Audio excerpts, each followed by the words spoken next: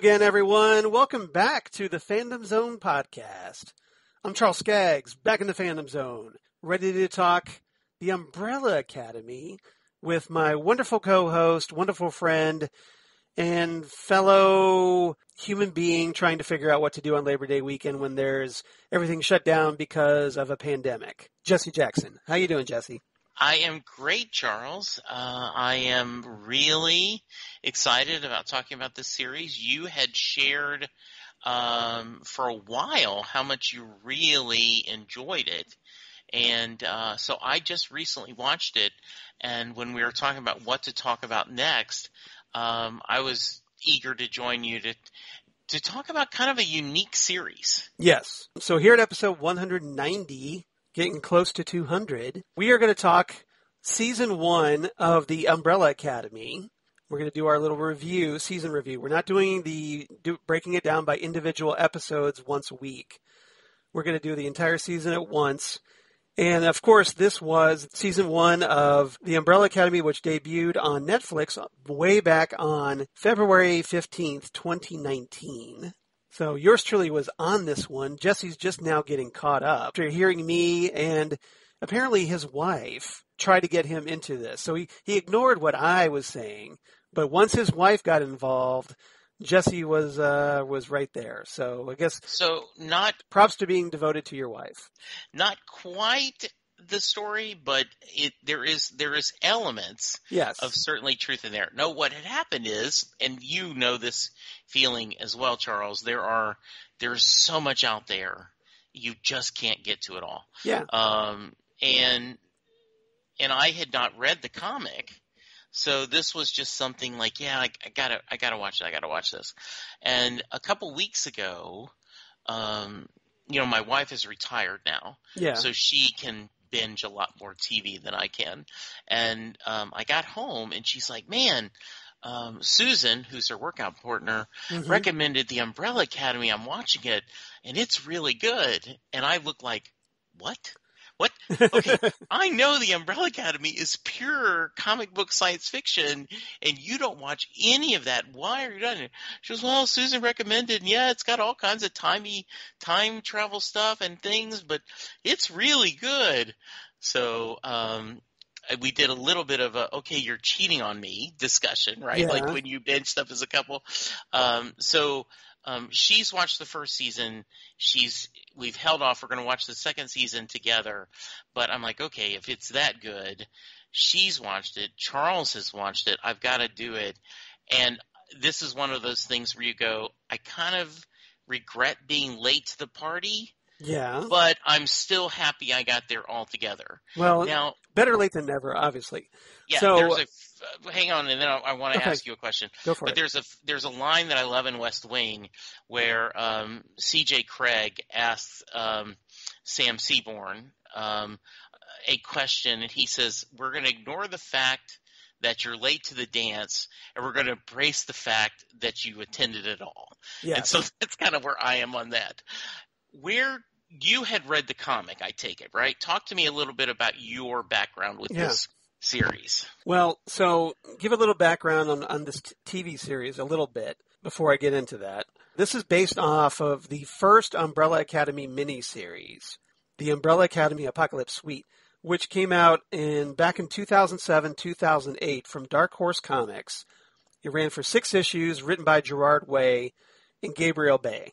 And a lot of people had talked about this series. It had like a little bit of a cult following, kind of, a little bit, it was very much in kind of like a little bit of a Doom Patrol kind of vibe, very quirky, very offbeat comic, where you had, in this case, you have a family of superheroes with superpowers, but they all have these, like very distinct personalities. And it's more kind of like a superhero family drama in this case. Right. So I heard about it, and I checked out the comic. I really enjoyed the first one. There were some things, that I thought could have been better written, but overall, I really enjoyed the comic. I love the creativity. I love the imagination in this series, and because Gerard Way does bring that, he is very much like almost like a poor man's Grant Morrison in a lot of ways. He's not as good as Grant Morrison, but he's good in his own right. So I don't want to downplay him too much, but because he is very good. But in the art style by Gabriel Bay, kind of angular, almost kind of like a Mike Mignola, the guy who created Hellboy, in a lot of ways. But so I checked that out, and then I liked that, and then I liked the second miniseries that came out, Dallas, which has some elements that are adapted here in season 1, even though the main story isn't addressed until season 2 on the TV show. And so I was into it, and then I knew about it, and then when the TV show came out, I was very excited, and was right there on February 15th, 2019, eagerly devouring these episodes because I was at least familiar with the comic, and I was curious about it, and I was very pleasantly surprised at how good this show was. Yeah, I could, and once again, right, there's so much comics out there that you kind of miss things, and so I had not heard of this, and well, you're kind of out of the comics game these days. I am not a I'm a even though this was out in like 2007, 2008. Yeah. I'm reading Silver Age Superboy trade paperback right now that I just got. A little after your time. Yes, indeed. But I got into this, and we're going to get into specifics. The TV series does a great job of kind of setting up who the characters are, kind of getting the feeling of what's happening, a lot of flashbacks back and forth telling the story. I think this is really creative and very well done, Charles. I'm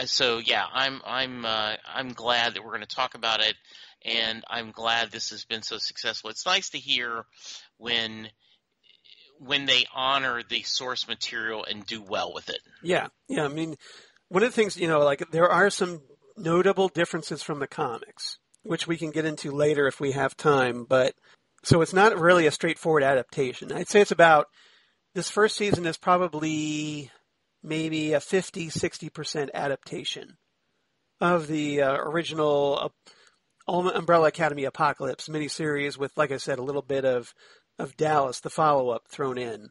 But for the most part, it kind of takes the basic concepts, the basic characters, and for the most part is kind of faithful to those.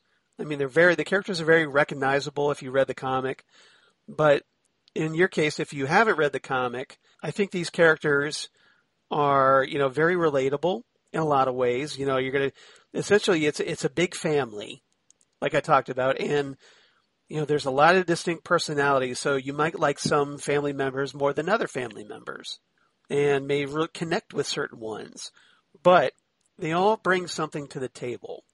And you get a great vibe of, even with their dysfunction, it's kind of a dysfunctional family, but you get a vibe that these characters really do care about one another.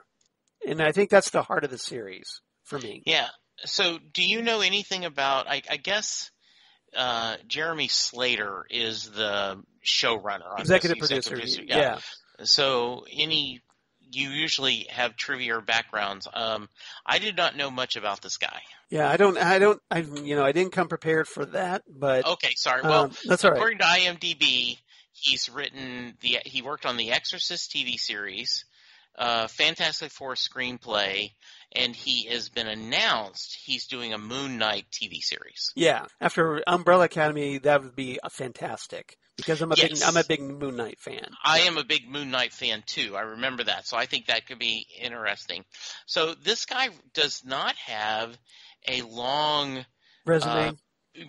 Pedigree, right? Like, I do not remember watching the Exorcist TV series. I probably wouldn't. I'm not a horror guy. It was very short-lived, so yeah. And this is the 2015 Fantastic Four with Miles Teller, Michael B. Jordan, Kate Mara. The one that everybody hates, yes. Yes. The most maligned, one of the worst comic book films ever made kind of thing. Yes. Yeah, so he doesn't have a long pedigree, but I really think... But to be fair, he wrote the script, not didn't direct the movie. Yeah, exactly. And sometimes the screenplay can move on. Really, and so I'm looking forward to the topics you came up with. As usual, Yeah. you're doing the heavy lifting of going us through, but this is going to be fun to talk about. Yeah. So, well, I'm gonna ask you a little bit. Now, do you Okay. want to talk about the characters first, or do we want to start breaking down episode by episode? So I probably characters. I would have to. I've got IMDb up to kind of remind me of Because the we only have an episodes. hour. We got 10 episodes to get through, so we're going to have to hit this pretty quickly. Yeah, I was thinking more if maybe we just talk characters and overall arcs Okay. instead of necessary episodes. Okay. What do you Well, there's a lot going on in this series, and a lot of it's very convoluted. So I thought breaking it down by episode would kind of make it a little more coherent. Okay, that sounds good. For people. So, but we can let's talk about the characters first. So let's talk about the Hargreaves family, shall we say? First and foremost, let's break it down. Number one, because one of the most interesting things about this is that these characters, the lead characters, were essentially the premise of this show is that back on October 1st, 1989, 43 women around the world simultaneously give birth, despite showing no prior signs of pregnancy. And 7 of the children are found and adopted by this eccentric billionaire named Sir Reginald Hargreaves, who raises them as a superhero team. That's the basic premise. And so what he does is he's very straightforward, very controlling father, quote unquote, to them. He assigns, numbers to them, not actual individual identities. So he calls, number 1, number 2, number 3, number 4, number 5, number 6, and number 7. So first and foremost, we have number 1, Tom Hopper, who plays Luther Hargreaves, a.k.a. Space Boy, and who is essentially starts off as the leader of the group. He's the alpha, the one who's the most loyal to Reginald Hargreaves. But over the course of the series, we find out that he loses faith with his father because of revelations of what his father did to him and how he treated him. And so what did you make of Luther, first and foremost? So, obviously, I have a lot of questions. Yes. And I don't think they aren't important, but you know how I am. Like, how did if they're all born at the same time, how to determine which one's 1, 2, 3, 4, 5, 6, 7, right? Yeah. Because they're all the same age. So it isn't like, well, you're the oldest. No, he just probably assigned numbers. Yes. But because of that, kind of makes them feel like Luther being number 1 gets the feeling he's the oldest, right? Yes. He's the leader. He has to be that. He's you get his superpower is strength.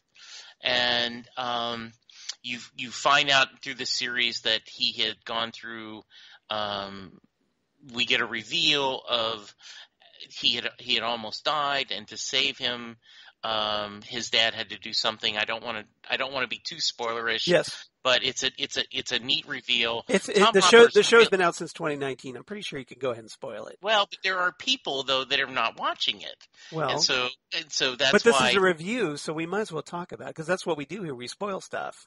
Okay, go for it. Okay, well, basically you find out that spoiler warning, that Luther's was killed during a mission, and his father saved his life by giving him a serum that essentially turned his upper body into that of an ape.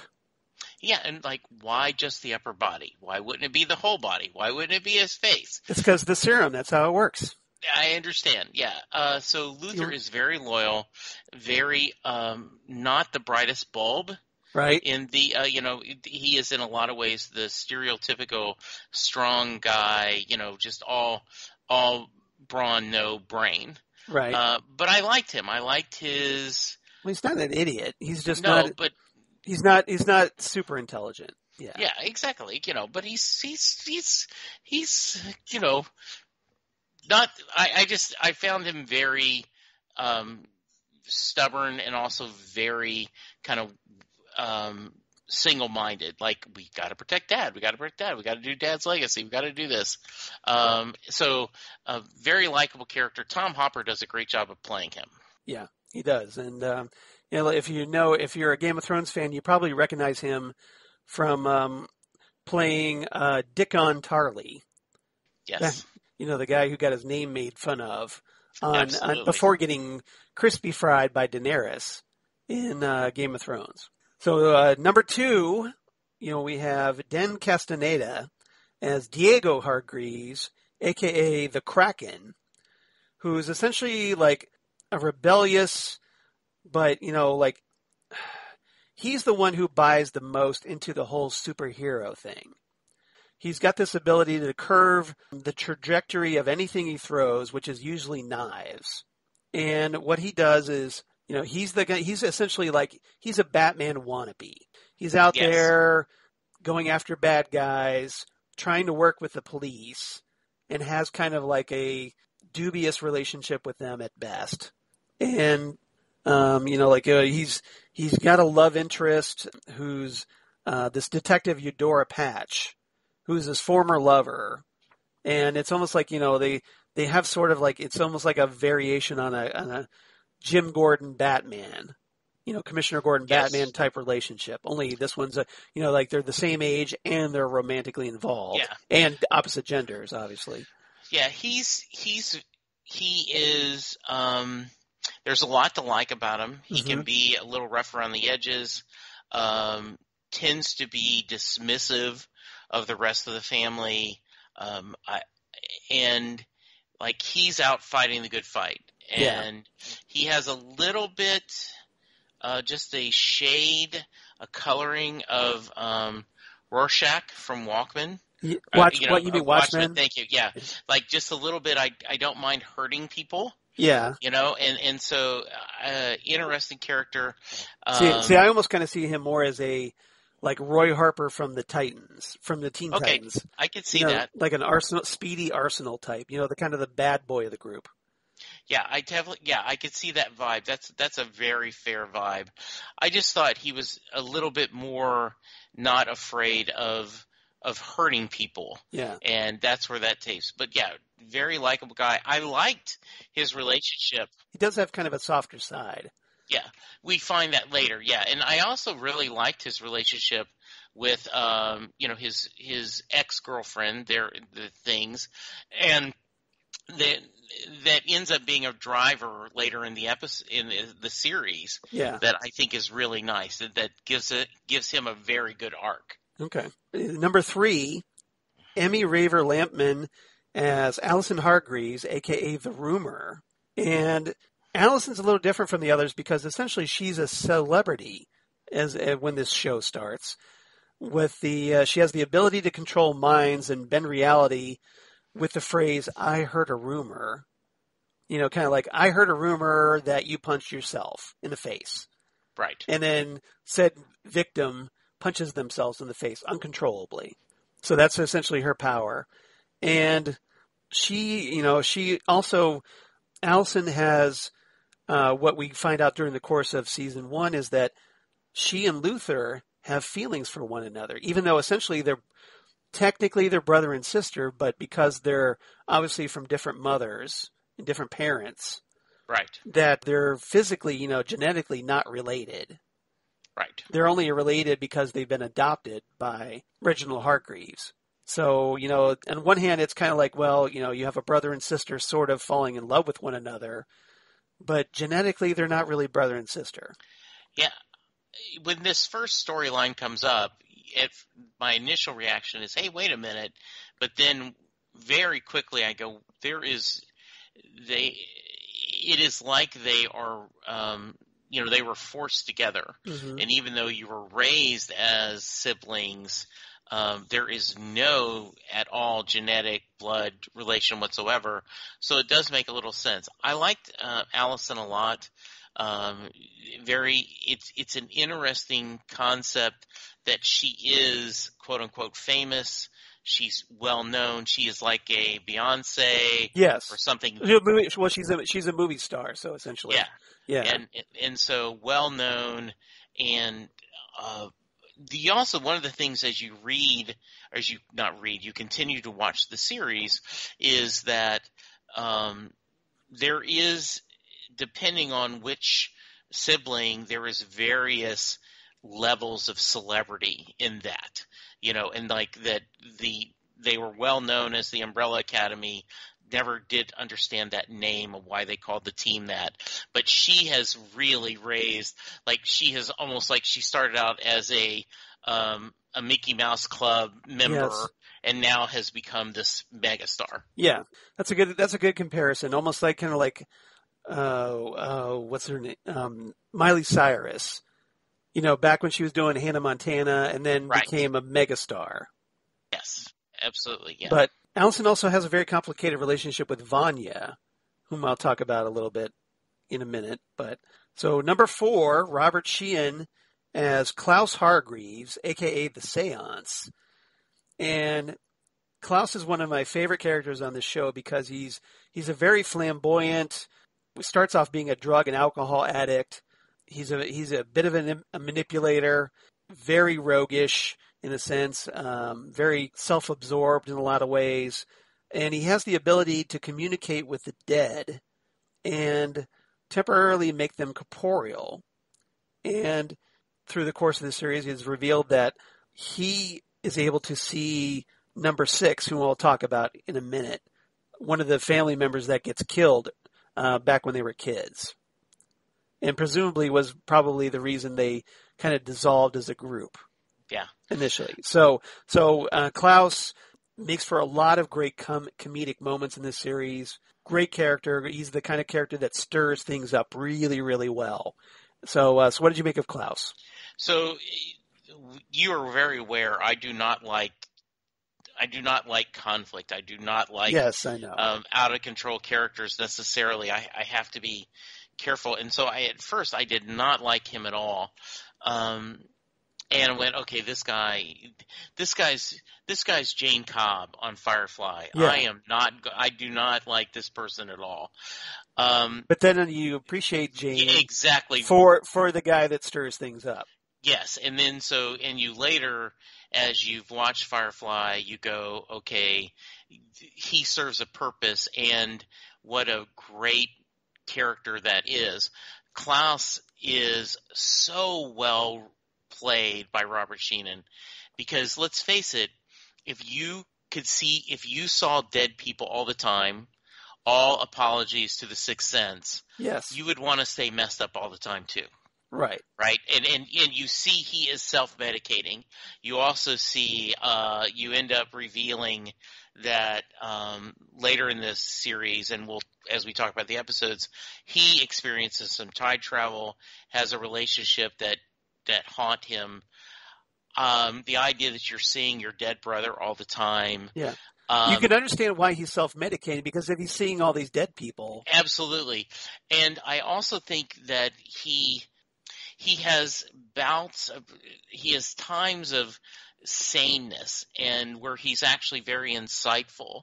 And I think, I won't put he's my favorite character, but he is certainly on one of those that I enjoyed the most. I loved his journey. I loved the way he did. I loved how he's struggling to be a better person. Right. Right. And how to do this.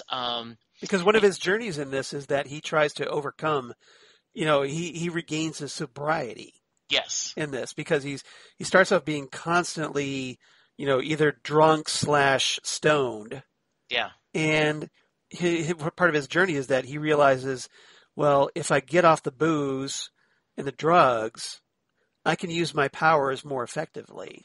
Yeah, and also there is one of the themes of this is that their father did not do necessary. He was not.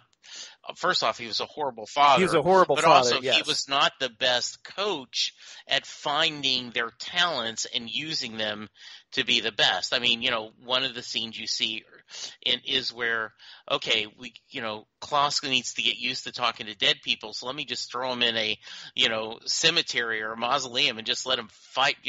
Are you still afraid of all the ghosts? Well, he just has this very strict yes. approach in a very almost traumatizing approach. Right. He's cruel.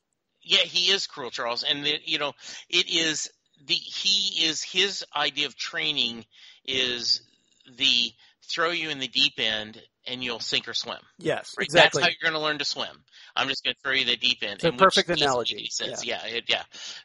So he is the one that I changed the most, where I went, okay, I'm not going to stand this guy, to, okay, I really like this guy. Mm-hmm. You're right. He's plenty of humor, just the right amount of smart ass when he needs it. Really. He's a scene stealer, essentially. He's not my favorite character, but he is certainly someone I really love. Okay, so who's your favorite character? Because I have to know now. Number 5. Number 5. Okay, well, that's a perfect segue. Yeah. That's a perfect segue you did. So number 5, no other aliases, played by Aidan Gallagher, who essentially, when the Umbrella Academy were kids, was a boy who had the ability to jump through space and time. So essentially, he was a teleporter that could also, as he finds out, can time travel. And his story arc is the most complex, the most timey-wimey, wibbly-wobbly timey-wimey, to use a Doctor Who term. Yes. That he ends up uses his ability, travels so far in the future that he finds out in a post-apocalyptic world, and he's stuck there. He's unable to get back. And so he survives on his own for decades, gets recruited by this group called the Commission, and ultimately has to betray them in order to get back to his time and warn his family of the impending apocalypse. And in the process, he gets reverted back to his 13-year-old self. And so you have an older man, a guy who's lived a lifetime, in the body of this younger form, because he goes around, he drinks coffee, he acts like an older man to everybody. And he's seen some things, done some horrible things, as we find out, and becomes one of the show's, I think, most interesting characters.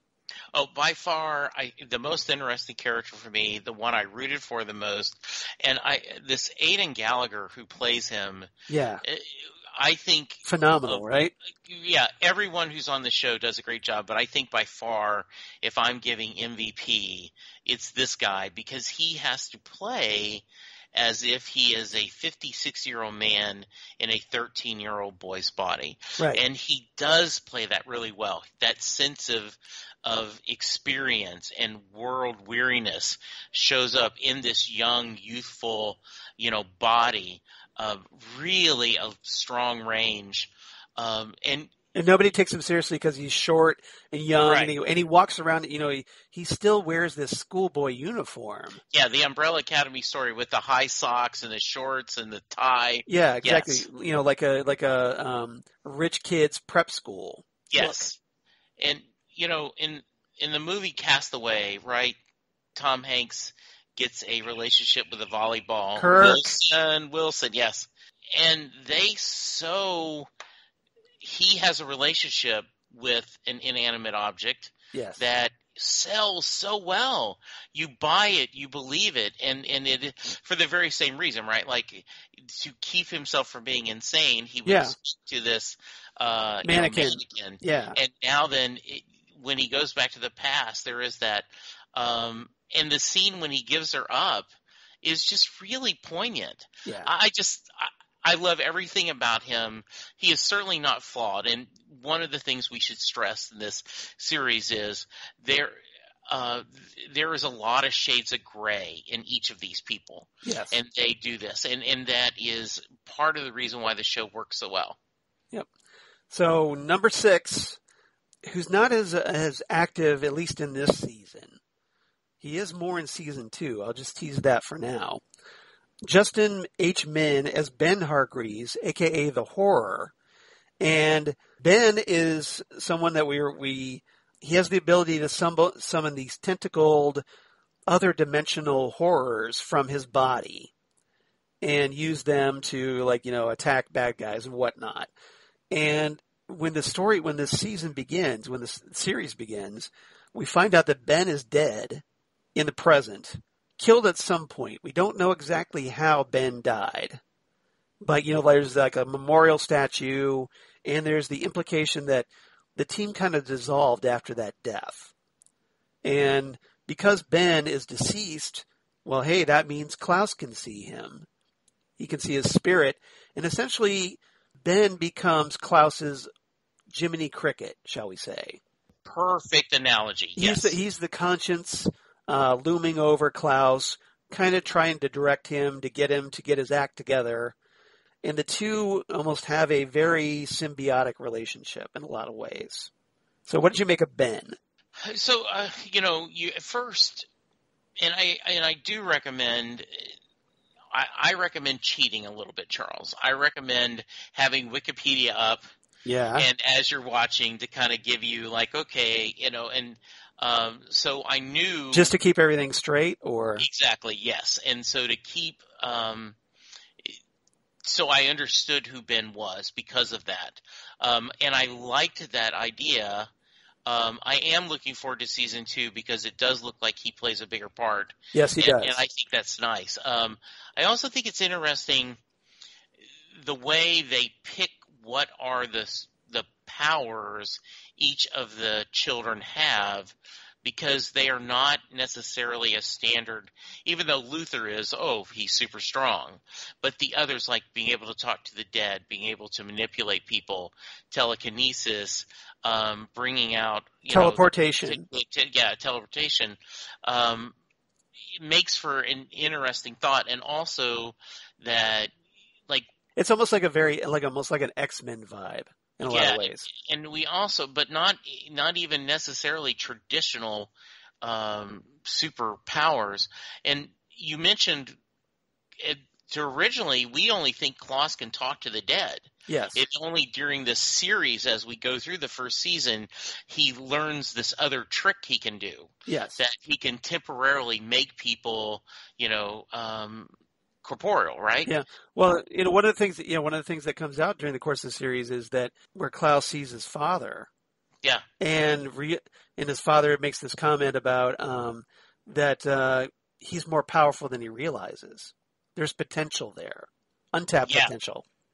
And once again, okay, thank you, worst dad ever. Why don't you work with them instead of just, leaving us mysterious? But yeah, Ben doesn't get a lot to do, but you're intrigued by him. Yeah. And they do a great job, right, of showing him next to Klaus, and then they cut, and then he's not. So you can tell it's just in Klaus's mind. Yeah.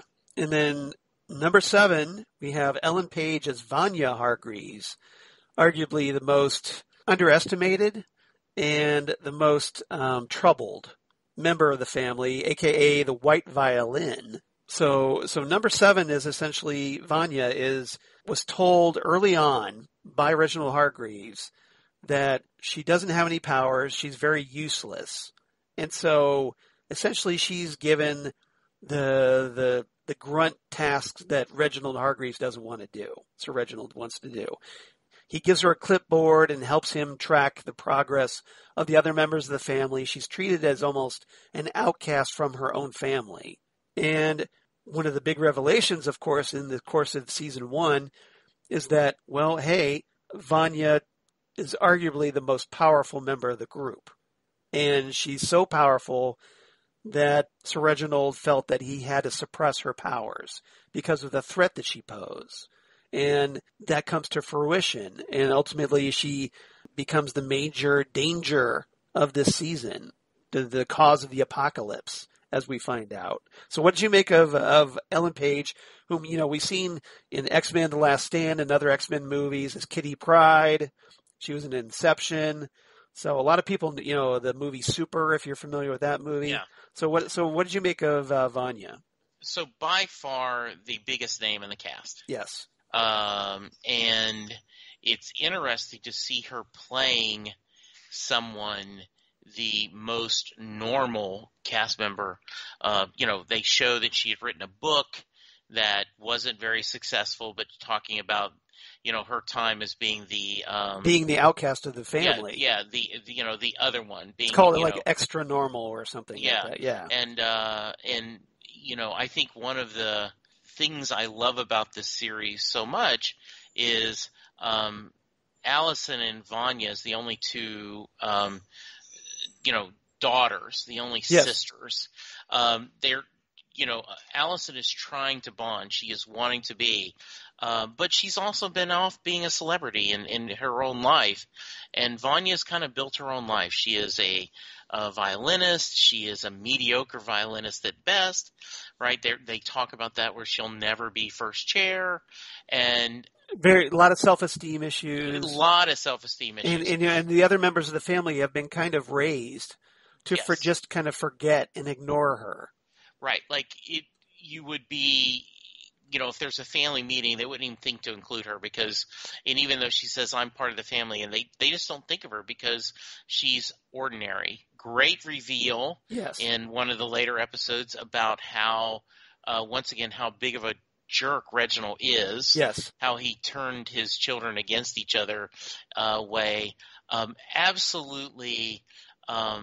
You love the character, and there. I think what is a good example of great storytelling, Charles, is you want to reach into the screen and talk to someone and say, no, just turn right instead of left, and it's going to be okay. Yeah. And there are some scenes toward the end of the season where if Luther had made just another decision, if these things had happened, what ultimately her becoming the white violin and causing this, blowing up everything wouldn't have happened. Yeah. It is a self-fulfilling prophecy. I'm worried about her becoming, dangerous, so therefore I'm going to treat her dangerous, therefore she becomes dangerous. Yeah, exactly. And brilliant storytelling. All right. And we talked a little bit about Comfiore as Sir Reginald Hargreaves, so I won't bring him up. Pogo. So we had actors named Adam Godley and Ken Hall doing the motion capture and the voice of Pogo, who's kind of like a CGI character in this, an artificially intelligent chimpanzee who essentially, is older, is an old chimpanzee right in the present, essentially has served kind of like the Alfred Pennyworth role in this, that, he's the one who actually cares about the family, unlike Sir Reginald, and looks out for them, looks out for their well-being, essentially is the mentor that they need, the father figure that they need. And ultimately, he's one that pays the price because Vanya ends up killing him in a very climactic moment later in the series. He reminded me of the great Alan Moore, Tom Strong's comic book where he had the King Solomon, right? Yeah. A gorilla that is does this manservant. I thought that was really well done. Great CGI, and also he truly does care about these children. He cares for them as they're now adults, and while he wants to respect Reginald's legacy, he also understands he wasn't perfect and he should do more. And I know you're going to mention her in a minute, right? But like between Pogo being trying their dad, and then they have a mom that is very unusual. You are wondered why they are not more messed up. Yeah, right, exactly. But I think because of Pogo and their mom, that that kept them from being more messed up, and helps salvage them. They probably could have been a lot worse. Now, I don't remember from the series or in the comic who gives them their names. You mean like Klaus, Allison.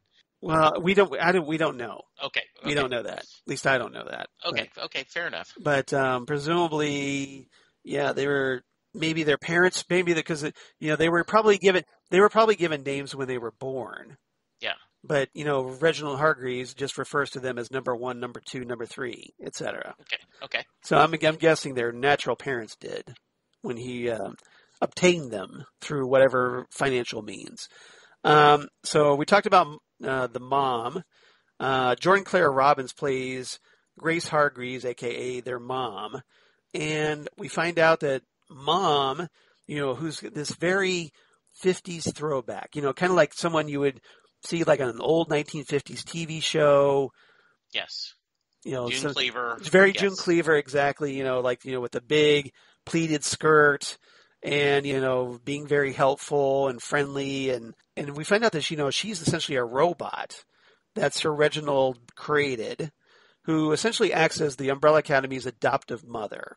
So she's the one who like cooks for them, looks after their wounds, mothers them essentially. And so as a result, because of Sir Reginald's lack of interest, the family essentially treats Pogo as their dad and Mom as their mom.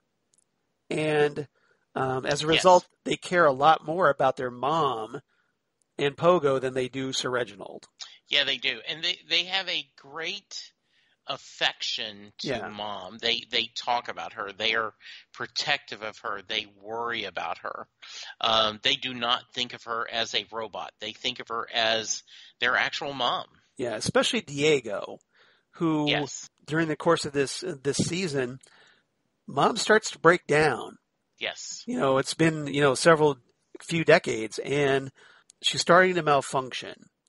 And the team seems to find, at one point seems to think that Mom accidentally poisoned their father and killed him. And so they talk about like, well, hey, do we need to like, shut her down or whatnot? And Diego, in a very powerful moment, because Diego cares so much about her, even though she's a robot, is the one who does it and disables her, only for Pogo to later restore her, only to have her destroyed when the mansion is destroyed at the end of season 1. Yeah. So what did you make of Diego's that moment? Yeah, I thought it was really powerful, and there is a lot of subterfuge and lying to people. Yeah, of just also people doing things and not telling the others and going on a lot of stuff.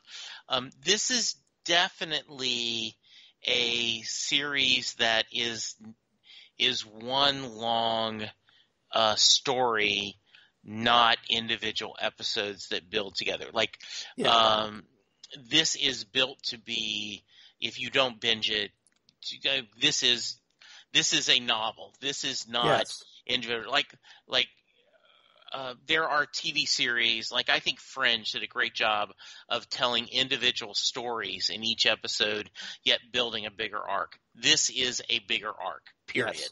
And there may be, I won't say individual with a lot episodes, going on. Yeah. I'm not saying individual episodes aren't entertaining, but they are truly chapters in the story versus an individual short story.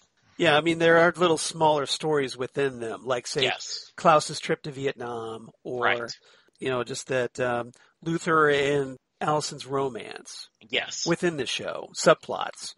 Yes. But yeah, I think you're right. I mean, it is essentially like treated as a 10-episode story. Chapter 1, Chapter 2, Chapter 3, Chapter 4, Chapter 5, and so on. So we also had, in addition to the family, we had some characters that pretty notable. So Hazel and Cha-Cha. We should talk about them. Hazel, played by a guy, Cameron Britton, and Cha-Cha, played by the more musically famous Mary J. Blige.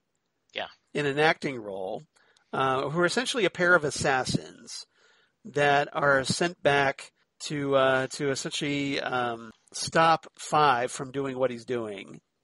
By the commission, by Kate Walsh, who plays the handler. And so what did you make of these characters? Because Hazel, in the course of this season, he's disillusioned. He wants more out of his life. He's burned out. Yes. And he ends up falling for Agnes, this owner of a donut store. Yeah. And they have a romance, and essentially Hazel's ready to just chuck everything and leave with Agnes and have a life together. While meanwhile, Cha-Cha, his partner, is all business and a little bit more sociopathic and doesn't take too kindly to this. So what did you make of these characters? So Hazel and Cha-Cha are Sam Beckett from Quantum Leap, except dressed like men in black with guns. The idea is they are sent to right things that were wrong, or specifically stop people from changing time. In other words, the Bureau, which Kate Walsh, the wonderful Kate Walsh, Yes. she is amazing in this series. I've always been a fan of hers. Loved her in Grey's Anatomy and the other work she's done. She is amazing in this. And the idea, right, is history is supposed to go this way. Yes. And and we need to keep it in path, even though the way history does, you end up the world getting almost destroyed. Yeah, the apocalypse. Yeah, so essentially they want to preserve the apocalypse. Right, because the idea is if you change it, things could be even worse. Yes. Or we wouldn't have gotten our power. You're not quite sure if they're good or not. Great scenes. Hazel is especially likable, and they're at the donut shop discussing, like, do I want a grape donut? Do I want a glazed donut? Yeah. And the weariness of, I'm tired of doing this. I'm tired. He is a typical employee too. Like, man, they're cutting our vacation time. He's complaining about stuff. Yeah. Yeah. He's like, okay, our per diem is cut. We're now staying in a low-level hotel. Really nice interactions with them. And this does have a lot of timey-wimey, not quite as bad of like Pulp Fiction. Yeah. But there is a little bit of that taste in there, like, we're going to give you this scene from a different angle. And there is an episode where basically everything that happened in that episode is wiped away because of a jump in time. Yeah. Which is very cool. Yeah, and there's a great scene there. Hazel and Cha-Cha have this one of my favorite scenes where they're essentially tasked with like they go to they go to this lab where they make these artificial eyes. Yes. That Five is so fixated on, and they end up getting stoned, and just having this like this big wild moment. I thought was pretty good. So. And very violent against each other, and they later have a fight because Cha-Cha ends up kidnapping Agnes and threatening to kill her. Yeah, and Hazel finds out about it because Cha-Cha's not fond of that Hazel wants to leave with Agnes, and so she's like, well, if I kill her, then you'll get back on board. Yeah, exactly. So, and then Kate Walsh, she's fantastic as the handler, a bit of, she's very power trippy. She's Five's former boss. And so the two have this very antagonistic relationship. And, she ends up, she gets shot in the head by Hazel at the end in the season 1 finale. Yeah. Well, and one of the things nice is the scenes between her and Five is, I know what you're doing, but I'm going to act like you don't. I'm acting like what you don't know what you're doing, and there is a lot of gamesmanship in their dialogue back and forth. And I know what you're really thinking, even though what you're saying made for a lot of fun episodes. Yeah. That's some really great scenes. Yeah, I mean it's very well written because they essentially out anticipate each other. Yes, because they're both experienced at this. Five and the handler, that they know what the other's move is going to be. And so they try to anticipate that. But then the other out anticipates that out anticipation. Yes. So it gets very convoluted. But it's a lot of fun to watch. Absolutely. All right. So we're already an hour in and we haven't even gotten to the episodes yet. So there's a lot to go through. Let's talk about Leonard Peabody. Right, the villain. Yeah, we should talk about it. So, so John Magaro plays Leonard Peabody, a.k.a. Harold Jenkins. And he's, through most of the series, he's Vanya's love interest. He's this guy, he's kind of a nebbish kind of character. And he approaches Vanya as a wannabe violin student of hers. Yes. Like she's apparently, to make some money to get by, she teaches violin. Right. To people. And so he approaches her as a wannabe violinist. Yeah. And then, of course, gets to know her. They get closer.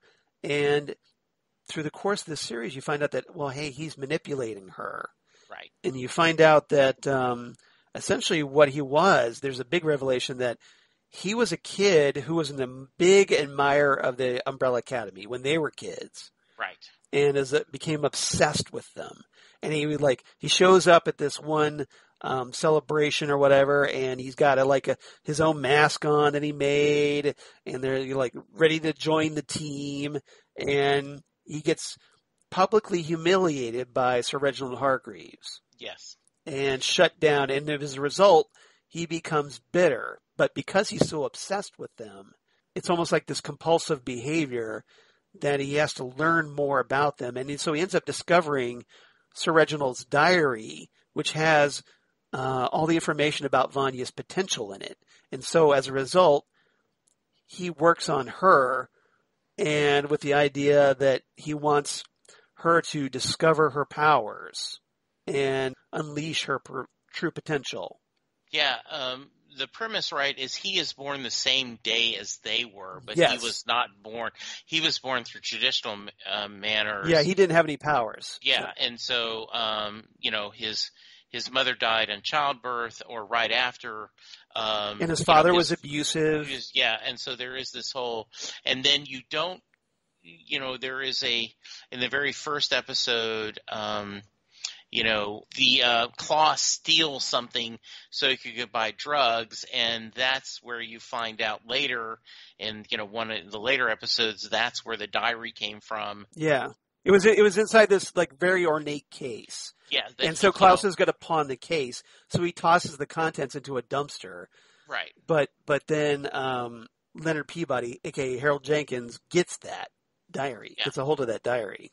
And so this is and I can only imagine the writer's room with the whiteboard and index cards to build the intricate storyline, because there's a lot of threads, there's a lot of different things going through all the different episodes that gives us a payoff. And I think, Charles, I haven't seen season 2 yet, but I felt really happy with season 1, right? Even though there is a cliffhanger. Yes. I feel like you get a full story in this season, but then setting you up for what's the next adventure. Exactly. So everything culminates in this climax with Harold Jenkins essentially being, to use a comic book analogy, if you're an X-Men fan and you remember the Hellfire Club and you remember Mastermind, Jason Wingard, and how he manipulated Jean Grey and essentially helped turn her into Dark Phoenix.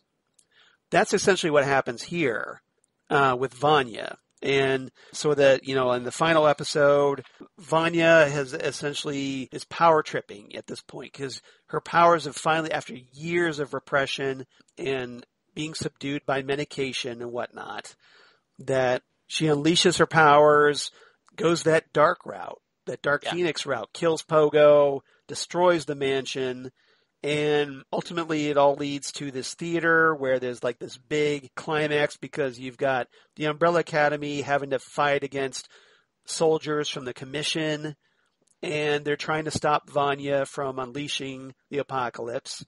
And ultimately, and this is after Vanya had, we didn't talk about this, but Allison had approached Vanya trying to reach her, and Vanya had lashed out because remembering that Allison had helped lock her away, in a vault, until her powers were able to be controlled. So Vanya lashes out and slices the throat of Allison. Because we've seen that, I think one of the really small scenes that was really nice is Allison is with her young daughter, and her daughter is being the way young children can be, pushy and again, no, I don't want to do this, no, I do this. And Allison, without even thinking, goes, I heard a rumor that you're tired. And all of a sudden, her husband overhears that and is shocked because you've used your powers to manipulate your own child. Right. The other point,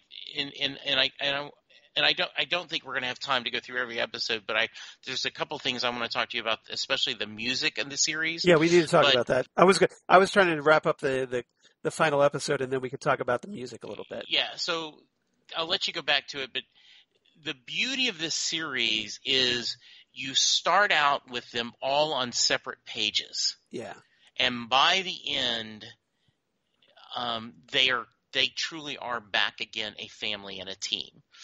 Dysfunctional, perhaps, Yes. but that is part of the journey that we see in this series. Go ahead, Charles. Yeah, and with Vanya, even when everything's all said and done, Vanya's with a group, even though there's a lot of lingering issues after everything that's happened that need to be resolved. So in this final episode, the White Violin, Allison incapacitates Vanya as she's about to unleash her energy, and so it gets redirected out into space and destroys the moon.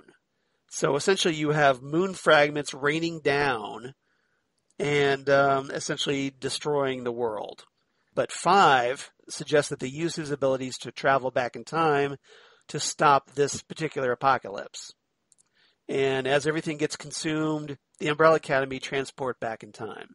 And that's the cliffhanger at the end of the series. Yeah.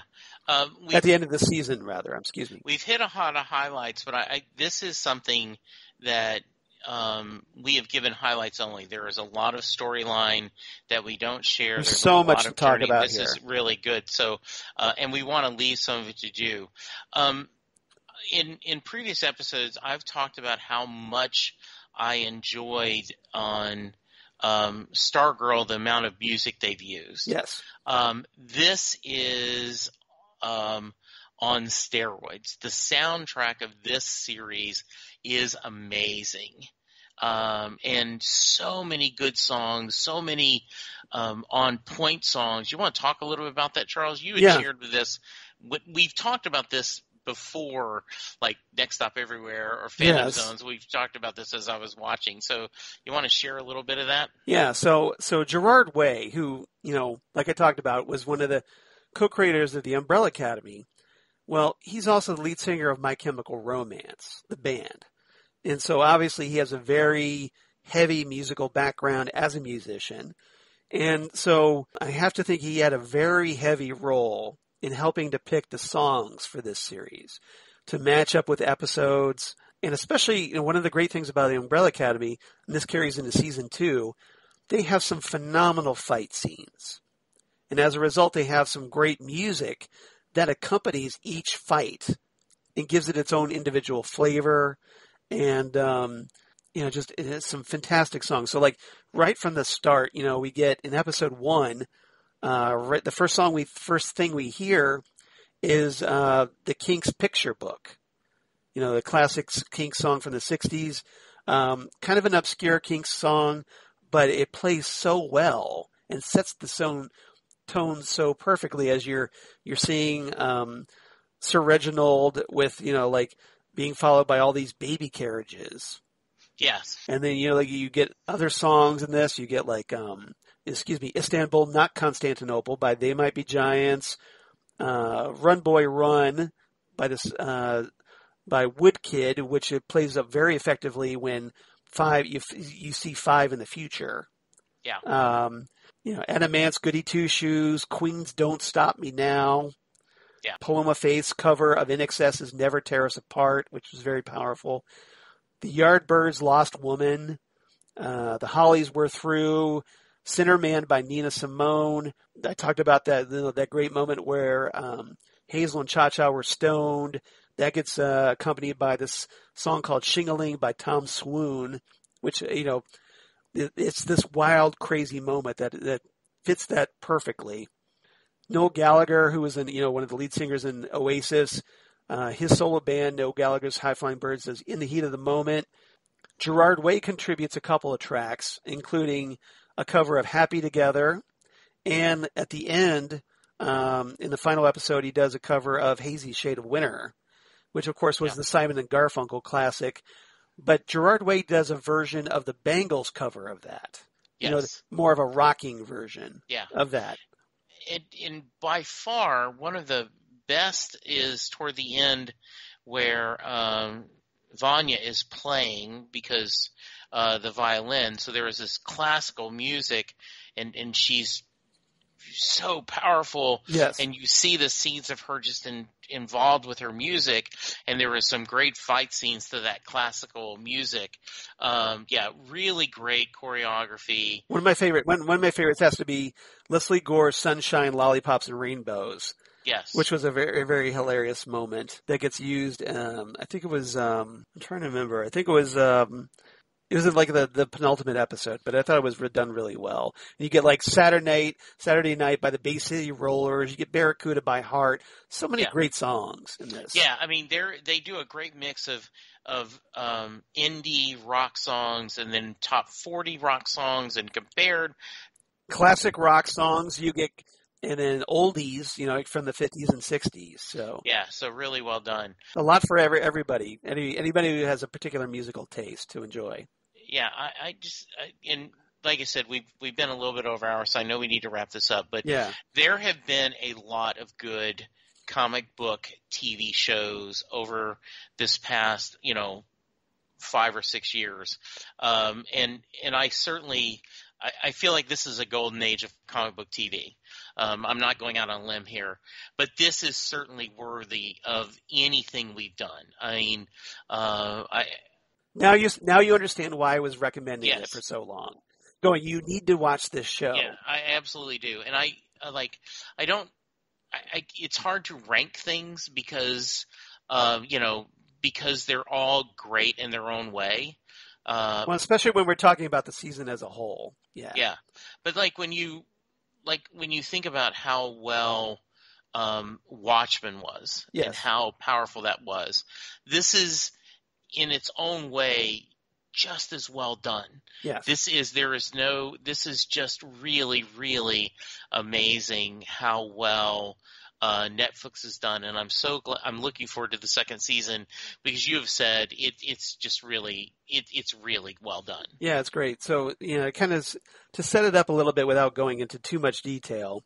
So the second season is based more on the second miniseries from the comics, The Umbrella Academy Dallas, where you have the premise of about centered, of course, around JFK's assassination on November 22nd, 1963. So what you find out through the course, when they time traveled at the end of season 1, they end up back in the 60s and ultimately get involved. There's a without getting into detail about that just yet, there's a lot of things going on. The commission's involved, and the handler returns. And so even though she was shot, so I'll just leave it there. And a lot of it is centered around Kennedy's death. Everything builds up to that. Good. So lots to unpack. Another great season of soundtracks. I'm actually putting showed Jesse, I made this my own because they didn't release a proper soundtrack. They released a score, but they didn't release a proper soundtrack. So I made my own custom CD, and because the songs are so good. Yeah, and season 2 is certainly no exception, but season 2 has more of a 60s flavor to it. Nice. So a lot more of 60s influenced songs. A lot of 60s R&B. You get Sam and Dave, Sam Cooke solo, Aretha Franklin. So a lot of great R&B Motown artists, in addition to some modern tracks as well. Well, hopefully in the next week or two, Lynn and I are going to be able to binge, and then we'll come back and talk season 2. So, but thank you for continuing to remind me, and I appreciate us getting a chance to kind of talk about something pretty special in the Phantom Zone. Yeah, I think so. This is something I've been wanting to talk about for a while, so I'm glad. So my deepest thanks to your wife for pushing you into watching this. Yes, absolutely. Giving you that final nudge that needed to happen. So I guess let her know her check's in the mail. All right. We'll do that. All right. We don't have any fan mail, but, because obviously we were kind of not sure what we were going to talk about. So that's understandable, I think. But if you want to get a hold of us, reach out to us at phantomzonecast@gmail.com. That's phantomzonecast@gmail.com. Or you can reach us on Twitter at Phantom Zone Cast on Twitter, or Facebook, the Phantom Zone Podcast, or you can find us on Instagram at Phantom Zone Podcast. We'd love it if you reach out and liked and follow us. If you enjoy what we do, please share our links. Help people bring us to, get the awareness out. We'd appreciate that. We'd love it if you would go to Apple Podcasts, rate and review us. That would be fantastic. And because that helps people find us as well. And Jesse, where can they reach you? Yeah, the other thing I want to urge them is Charles and I have a rough thought about what we're going to do over the next few months, but we'd love some suggestions for people like, hey, what would you like us to talk about and share? So I can be reached on Twitter at Jesse Jackson DFW. You can hear me every week talking Doctor Who and all that implies with a certain co-host, a charming and debonair co-host, Charles. Is he bigger than me? We are in the process of doing more Doctor Who rewatch, going through classic episodes and Big Finish episodes. So if you are looking for something to binge and you're like, maybe I should check out this Doctor Who thing, first off, you should. And secondly, we are there for you. We're, almost 200 episodes of Doctor Who. Next Stop Everywhere. Yeah, Next Stop Everywhere. Almost 200 episodes of us discussing episodes. I was like, how do I keep saying episodes? And then lastly, I want to bring up Set Listing Bruce. As we're recording this, we're in the middle of September, our 5-year anniversary. Happy anniversary. Listing Bruce. Yes, thank you. On just as we recorded this, Friday, we had a special episode where Charles and I used the TARDIS to go back and pick what concerts we'd go to. And coming up, this will be after this episode, but if you go to the feed, Maureen Van Zant, wife of little Steven Van Zant, Silvio on The Sopranos, wife joined me for an episode, and we talked a little bit of music. We talked about Fosse, we talked about some of her arts, and we talked about the early days of the E Street Band, so please check that out. That's cool. Yeah, Charles, how about you? What do you got going on during this fun time? Oh, you know me, I always have something going on. So, of course, you can reach me on Twitter at Charles Skaggs or at Charles Skaggs on Instagram. Would love it if you did that. Facebook, of course, Charles Skaggs in Hilliard, Ohio, and my blog of geeky things. Damn good coffee. And hot. Damn good coffee and hot.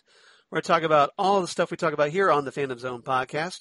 All kinds of comic book TV news, comics news of my other podcasts, comics and sci-fi, news of my other podcasts that I do for Southgate Media, including the aforementioned Next Stop Everywhere, the Doctor Who podcast, where we're about to record episode 199 with Rob Southgate, our executive producer on all of our Southgate Media group shows. And then we'll be heading to the Big 200 with Jesse and a lot of great guest stars. So stay tuned for that. And then Titan Talk, the Titans podcast, where DJ Nick and I recently finished up Doom Patrol Season 2. That was enjoyable. We had a lot of fun for that. We're kind of on hiatus now. Hopefully we'll get some news out of DC Fandom on September 12th. They're supposed to feature extended Titans panels. So maybe we'll get some news about Titans Season 3. And hopefully some information about the fate of the DC Universe streaming service. So if we do, we'll get that out. And then Ghost with Twin Peaks podcast I do with Zan Sprouse, wife of comic book artist Chris Sprouse, where we talk about all things Twin Peaks, David Lynch. And currently we're just about to record the third in our series of 6 episodes where we're doing a retrospective of Twin Peaks actors that have appeared on the X-Files, with a certain David Duchovny, who was an actor on Twin Peaks. And this week we're going to be talking Michael Horse, who some people may remember as, if you ever saw the film The Legend of the Lone Ranger from 1981 or 2, he played Tano in that movie, and he has a lot of because he's Native American, he's appeared in a lot of episodes on TV about Native Americans, and he was also Deputy Hawk on Twin Peaks. And we're going to be talking the X-Files episode Shapes, which is a good one from the first season of the X-Files. So I hope everybody checks that out, because we got a lot of feedback about that, and it's been very positive, so I hope everybody enjoys that. And Jesse, now the question becomes, well, next time in the Fandom Zone, what are we going to talk about? Do we talk the Umbrella Academy Season 2? Do we talk The Boys Season 2, which just started, dropping 3 episodes, and I've watched the first one, which is fabulous. So lots to talk about. Or do we talk about something else? Or do we talk individual episodes? Do we talk season reviews? So got some thinking to do. Yeah, we do. I know I want to... I don't mean to put you on the spot, but I'm putting you on the spot. Yeah, I'm about halfway through Lucifer. I would love for us to do kind of wrap up on the latest season of that. I definitely agree that it would be good if we could do... kind of if we could do not every episode of The Boys, but kind of take it in jump size. I think with so like we'll the talk Umbrella about, Academy, there's a lot because we tried doing the Boys Season 1 review, and then like this review, there was so much to talk about that we didn't get to it all. Yeah, but that's okay. We gave the people a flavor. Yeah. That's it. Yeah, but I kind of like to give a little more. When I'm doing a season review, I want to do it properly. I want to do like episode by episode, giving all the details and lots of things to talk about because there's so much going on in these episodes. So my apologies that we didn't get to cover everything like I wanted, but unfortunately we're a victim of time. Absolutely. And that way they can go explore it. It's good. We had a good episode. This was a good discussion. And as always, Charles, It was a lot of fun talking with you. I appreciate everything you do. And yes, we will be back probably every other week. And so we'll figure it out. We'll keep you posted. Well, follow us on Twitter, and you'll see Charles and I talking about what we're going to discuss. Yeah, or Facebook, or all that. So, so the more you stay, this is why we want you to kind of find us and reach us, because that way you can get the information as we figure things out. So, all right. So, everybody, thank you so much for listening. Hope you enjoyed our discussion of the Umbrella Academy Season 1. Hopefully, we'll get around to Season 2. And come on back next time for the next episode of the Fandom Zone podcast. Bye, everybody. Goodbye.